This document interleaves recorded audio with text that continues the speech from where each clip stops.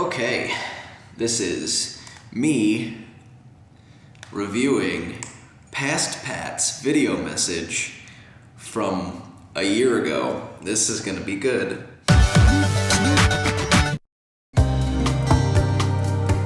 Hello, future Pat. Hello. Hello, past me. Ooh boy, I hope that you're doing well. Mentally, it'd be great. Physically, it would also be great if you just lost a couple of pounds or just lived healthier. Okay. let's address a couple of things.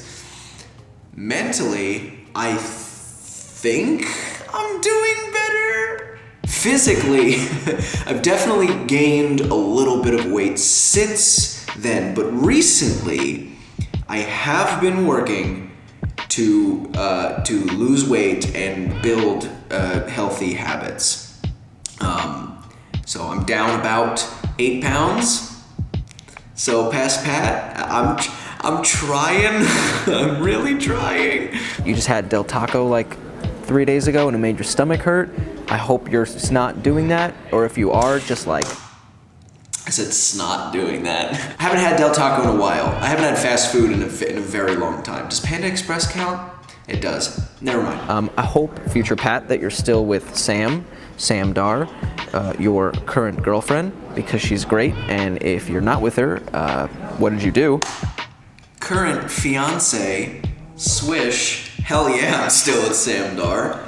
Kidding me? I'd be a fucking idiot. And also, I hope that you're happy making what you're making, because right now, current me is happy, and I hope you're creating really fun stuff that you genuinely enjoy and you didn't lose track of what's really important to you, which is helping people and making sure that what you're making is true to yourself. Yeah. Forgot I said that.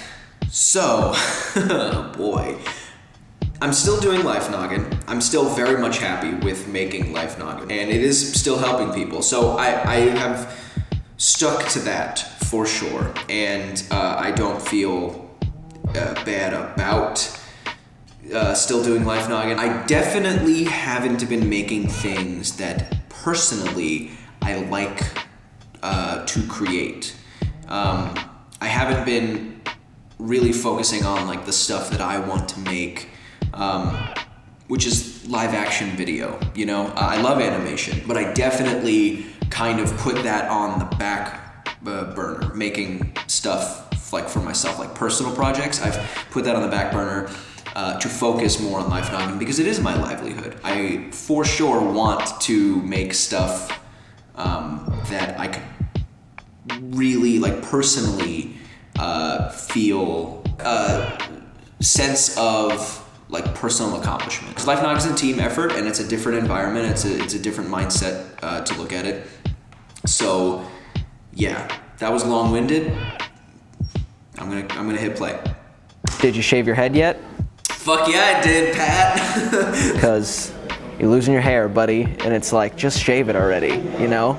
Like, I hope you had the balls to do it. That's why I'm wearing the hat currently. I did. This is a little, it's grown out a little bit. So, but yeah, I did. I did it. How many freaking times, past Pat, did you say that you were gonna do it? You didn't, but I did. We're the same person. Hey Future Bing. For almost as long as I've been making YouTube videos, I've also been selling merch. I remember hand printing and cutting out and packaging up Cake Bomb stickers, selling PBFB t-shirts on Spreadshirt. For a while, I partnered with District Lines to sell t-shirts based on my sketches. Then came the halcyon days of the ducky sweater. I started selling things directly on my website using PayPal, and the going was good. Then in 2015, I took the next logical step. I founded Hit with Wrench, my online store. The idea was to create a distinct place to sell my stuff without it being all about me. Something that was free to change and grow in the long run. In the process, I picked up a little help from my friends and family. My friends Callum, Tenzin, and Richard, and my dad Stephen all became co-owners. This was around the time that I was getting much more serious about making music. In hindsight, even though I was doing well and there was demand for the things I was making, there wasn't quite enough there to build a business. Nor did we really have the right plan or skill set to grow it properly. I also took the opportunity at a point in my life where I had no ties and plenty of time to work on the store myself. I didn't know that a year later I would have the job that I have now. We launched it and sales started coming in. We raised an amazing amount of money for 2215 on Kickstarter and from sales on the website and by selling music digitally. But it wasn't enough. It's been over 3 years now, and in the next few weeks I will be winding down Hit with Wrench. Has it been difficult kind of winding that down or closing that door? Does it feel, does it suck?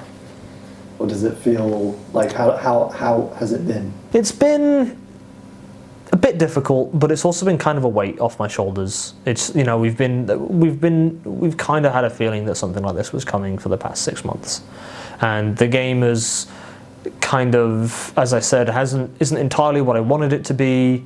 Maybe through my own lack of experience, multiple team members' lack of experience, or too much ambition on the game with such a lean team and budget. It hasn't been an easy decision. In fact, I've been thinking about it since maybe September. And I set myself a deadline that by the end of this month, I would take action. Sales are at an all-time low, cash flow is almost non-existent, and operating costs are slowly chipping away at the money that we raised for the next High Five Spaceship album. Right now, neither I nor any of the other owners of the company earn anything from Hit with Wrench. Meanwhile, we continue to pay our accountant, our hosting fees, and subscriptions to various services. The bottom line is that I don't have the time or the resources to help Hit with Wrench recover. And without recovery and growth in new areas, it's hard to imagine any significant amounts of money coming into the company until the new album is out. Demand for my merchandise is seemingly at an all-time low. And without the wiggle room to take risks, I can't launch new merch. Not that launching a single new item would fix anything anyway. The long-term problems would still be there. We publish podcasts now, which I enjoy immensely, but it's going to be a long time before any one of my podcasts is big enough that a sponsor would be interested in getting involved. I have all these ideas about growing the company in different directions, about working with new talent, moving more into digital goods or music licensing, but I don't have the time or the motivation to realize them. Understanding all of this, understanding all these factors is positive, but I can't help feeling like I've failed. Does it feel at all like a failure, or does it feel more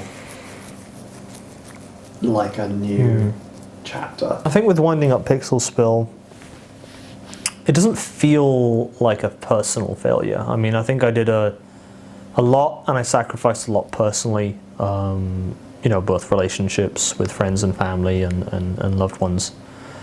Just by the sheer hours that I was putting into the game and the company. Like, we're talking like 70 hours a week, 6 days a week sometimes, maybe even 7 on occasion.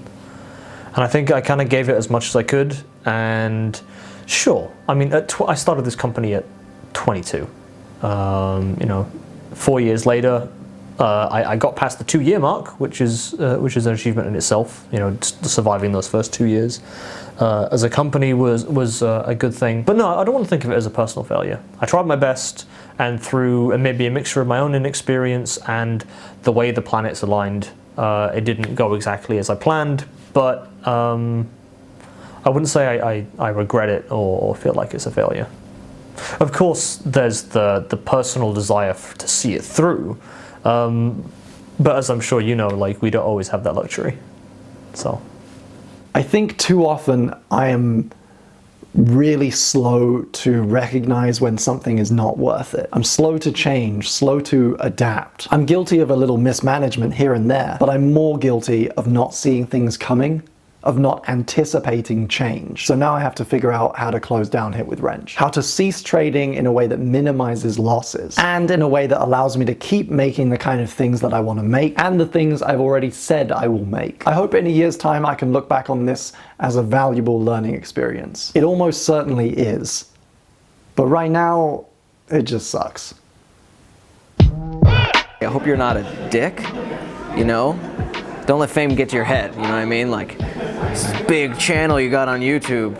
Try not to push anybody out of the way, literally and metaphorically. Yeah, don't be a dick.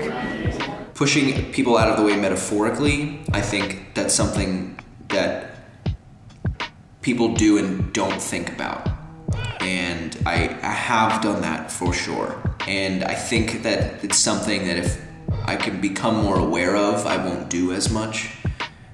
Because there are a lot of connections that I with people that I genuinely like and, would love to continue that relationship. But life happens, and then, your priorities obviously take over, and it gets hard to keep up with every single relationship in your life. And so some of those things so it's really not, pushing people out of the way, I'm not aware of that I'm doing it. I'm not going like, I'm not going to talk to you anymore, send.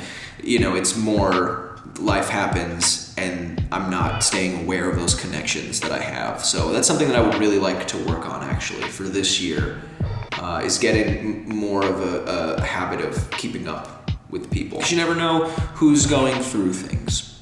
You never know who's changed, and you never know like what kind of things just people are dealing with. I'm gonna shut up. Thank you for watching. Subscribe to LifeNoggin. Subscribe to my personal channel. It's down below, signed PG. I'm gonna be uploading a fun little project there real soon.